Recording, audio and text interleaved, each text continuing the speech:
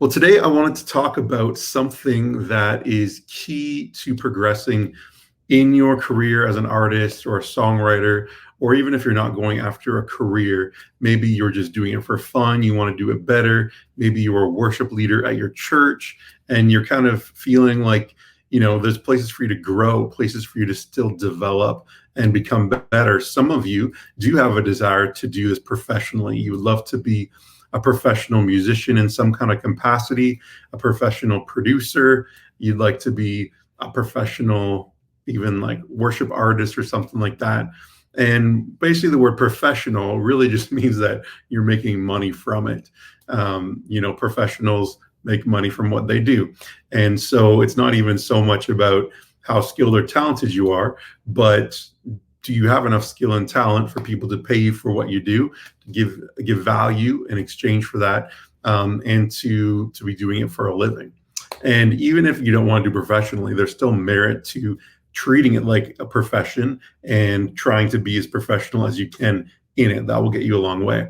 But whether you're doing it for fun, still want to do it well, or actually want to do it for some money as a profession, this tip is going to help you today. And so there's really one trait that sets apart amateurs from professional. People who don't make it to those who do make it, people who get asked back to lead worship and people who don't, people who are continually sought after for songwriting sessions, people who aren't, producers who get a lot of work and producers who don't. There's really one big difference between what I'll just call amateur versus pro. Sometimes the word amateur is seen as, you're amateur, it can be negative, but just the amateur is like, what you're learning, you're developing. And pro is like, okay, you've got some skills, you've got some talent, you might be making some money, you might be getting some songs recorded, you might be getting asked to play and sing at some events. People might be even paying you to do that. So don't see amateur as like, oh, I'm terrible. It's just like, you know what, you're just not being paid so much for it. You're maybe just starting out, versus pro. And the one thing, this one trait that really separates even the good from the great, and definitely the amateurs from the pro, is this thing called consistency. Consistency. It's not maybe a super popular word. It's not maybe the funnest word, but it is so important for you as a songwriter, as a worship leader, as an artist, for whatever else you're doing. Many of you have YouTube channels or have podcasts, maybe even have little side business, or you're a pastor or worship pastor. What's going to be so important for you going to the next level is being consistent with your life, with your music, with your songwriting, and with the quality that you are doing it in. Artists have a bad rap. If you talk to the general public and said, are artists super defendable and consistent? Our worship team creatives, they're just the most consistent, stable people I know. You probably won't hear that very often. Unfortunately, usually people have a reputation in thinking that artists and creatives are flaky, not on time, here or there, driven by our emotions and different things like that. And that's because there's probably some truth to that. As creatives, God has often given us an extra sensitive feeling muscle, so to speak, where we sense things, we feel things, and we might feel things a lot more strongly than other people do. And so when we're feeling up, we're feeling very up. When we're feeling down, we're feeling very down. And to get to that place where you're not riding the roller coaster so much like this, but a roller coaster more like this, where there's still ups and downs in life, but it doesn't take you to the highest highs and the lowest lows. Overall, in normal life, there's highs and lows, but you want to ride those out at a bit of a middle place rather than drastically high, low, from being so excited to being completely discouraged. And consistency is going to help you with that. So even if you do feel, I feel kind of down and discouraged, or I didn't get that song recorded, they didn't like it, they didn't ask me to come to this event, no one liked that post I put out, you can still feel those things and be aware of them. but you can be mature enough to continue walking through it. One of our coaches at Christian Music Mentor, Gina Bow, she talks about discouragement. And she said, you know what? I let myself be discouraged, but I try not to stay there for more than a day. If it's down, someone didn't want my song, it got taken off the album. I just had a terrible voice lesson. That's rough, but don't sit in that moment. I heard a famous athlete who also says the same thing about success. He says, I live in my success for a day and then I move on, because you don't want to live in your success too long either. Think you get a big head, you think, oh, I've achieved, I've arrived, but God has more for you to do. So celebrate that success, enjoy it for a time, enjoy it for a day or a week or something, but then get on with the next thing. Get on with the next thing God has for you. And so being consistent is going to change the game for you, because as you're consistent, you're going to get more opportunities. If you consistently lead worship well and help usher people into the presence of God, your pastoral leadership is probably going to want to give you more opportunities to do that. There might be even people outside your church who eventually ask you to come in and help with that. If you're continually writing and releasing great songs, you're going to develop a fan base that loves your music, and they know when this person releases a song, it's good. There's artists that you just know, if they release a song, it's probably going to be really good because they have a great track record. They've been consistent with releasing and writing great songs. If you want to be a songwriter, if you consistently show up to your songwriting sessions with a great idea, you have a great attitude and are easy to work with, you're going to have lots of writing opportunities. And, the more you continue to write and develop and get better songs, you'll have more people recording your song. You'll have more people wanting to write with you, even different people at different levels wanting to write with you. And that all comes through consistency. The thing is, if you aren't consistent, people are taking a gamble on you. So if you're at the place still where I'm not sure if they're gonna do a great job leading worship, it's going to limit the amount of opportunities you have. I'm not sure if they're going to show up on time. It's going to limit the opportunities you have. I'm not sure if they're going to deliver a great message or not. They did one time, but then I don't know what happened next time. Or they were a great attitude one day, but I don't know what happened that other day. They're still developing. But if you can be consistent with your foundation in the Lord, in healthy disciplines and practices, it's going to really set you apart from the competition. And I know we're all in the kingdom. We're not competing for it, but in terms of the competition, that people have a million people they could listen to or more, I think you'd love them to have you be one of those people that listen to, or there's a million people could ask for worship. I was a worship pastor for a while, and I still do different things where I bring people in for events and he asks for different events.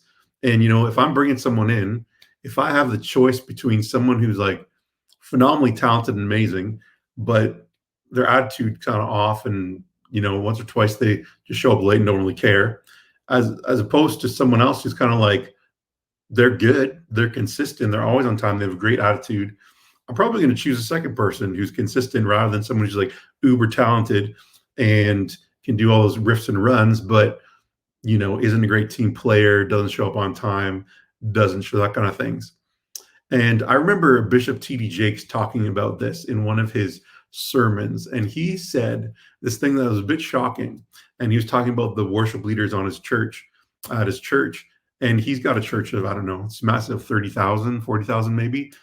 There's obviously amazingly talented people in his church.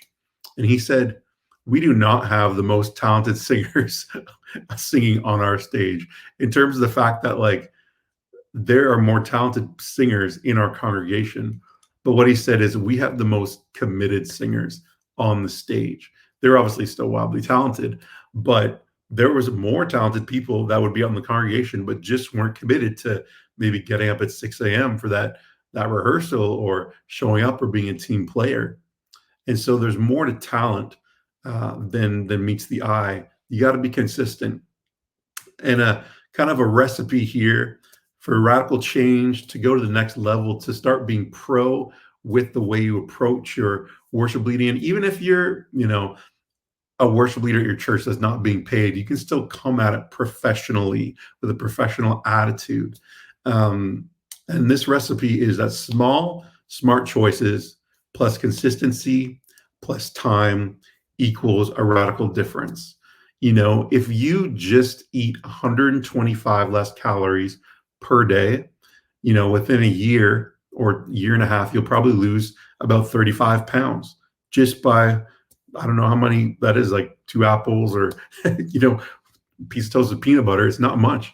If you cut that little back over time, it makes a huge difference. If you also eat 125 calories extra a day, it's not very much. But if you do that over a year and a half, you're going to gain 35 pounds.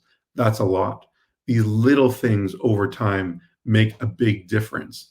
And so if you just start to practice your instrument a little bit every day, if you just start to write a little bit every day, if you start to just do some stuff on social media every day, you start to spend time with the Lord every day, these little things will add up to make a huge difference in the end. And so I want to encourage you to set the new trend for what a worship leader is, what a Christian creative is, what an artist that is known as someone who's consistent, who's reliable, who's dependable, who's not tossed back and forth by the wind. So many people who are in music in general and Christian music, they want a big break. They want something to immediately happen fast. And, they want to just get signed with a record label and explode, or like have a Spotify thing that goes millions. Driver's License went 400 million views in a couple weeks, so that's going to happen for me. Well, you know what? Driver's License by Olivia Rodrigo. Yes, it's the biggest song of the year. Yes, it's unbelievably the number of streams it's had. But she also did a lot of other stuff before that. She was on a Disney show. She'd been working other jobs. She's been practicing her voice. She's been writing a lot of songs. She got with the right people at the right time. She already had 3 million followers. That doesn't hurt when you release a song.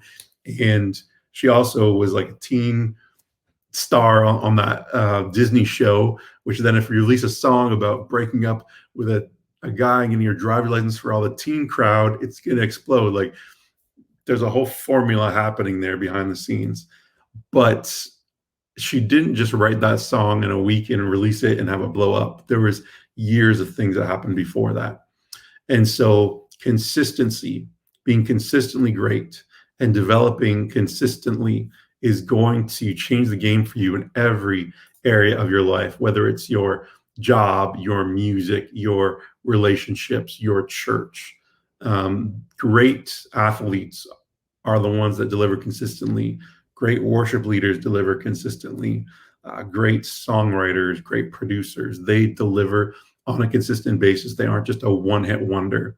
You could walk into a writing session once and, oh my goodness, that was a great song. But can you do it again and again? And that's the place where you want to grow to a professional level where you can be counted on to know that if I bring this person in for an event, they're going to do a good job. And when you deliver consistently, then people pay you for that. They pay you for the value that you bring. And even if it's, the value of ministering to people and ushering people into the presence of the Lord, that's super valuable. And so you want to create value by being someone who's consistent. And that's something that definitely separates the amateur from the pro. So I want you to think about some areas of your life today. How consistent are you? How consistent are you with spending time with the Lord? How consistent are you in making progress and taking some time to achieve the goals you feel like God has set for you, and that the dreams that God's put on your heart, the things that you feel called to do? How consistent are you in taking steps towards those things? And again, you don't have to take giant leaps. Like that recipe said, small choices. If you doubled 1 cent over 31 days, just 1 cent, you start out with 1 cent over 31 days, becomes about $10 million. If you're just doubling it, 1 cent doesn't seem like much, but as you continue to put that up and things double, things expand, God continues to promote you in different ways. You'll be amazed at what happens in the end. And so develop consistency develop consistency. This is going to make you incredibly valuable, being someone who consistently delivers no matter what you're doing. If it's your work, if it's your music, if it's at home, whatever, are you consistent? And maybe think about and pray about, okay, why am I not consistent? What is it that is making me go all over the place? And how can I become more stable and consistent? And like I said, we're not robots. You're always going to have ups and downs, and especially as an artist, worship leader, even spiritually sensitive, you're going to be feeling different things and have a lot of stuff going on. But the goal, again, is to go like this, not so much like this. And so consistency will help you. You still have your ups and downs, but it's not so drastic where if you're down, you're not staying in bed and missing opportunities or like canceling on things. And if you're up, you're not like so up and way out there that you're just like not yourself. You want to get to a stable place in the center. A lot of this material comes from a book called The Compound Effect by Darren Hardy. It's an amazing book that I read and I recommend to read if you want to learn to be slow and steady wins the race, and just up level success in different areas of your life. So consistency is the word for today. Maybe it's the word for your year even. Consistent. I actually made it my word for last year was consistency. I had this fun acronym I'll share with you here. Last year, I picked 3 words for the year. That was not 3 words for the year. It is OCD, but not the kind you think of. O stands for obedient. C stood for consistent, and D stood for disciplined. So those are the 3 words that I wanted to focus on last year, and those 3 words did me really well in terms of a lot of different things.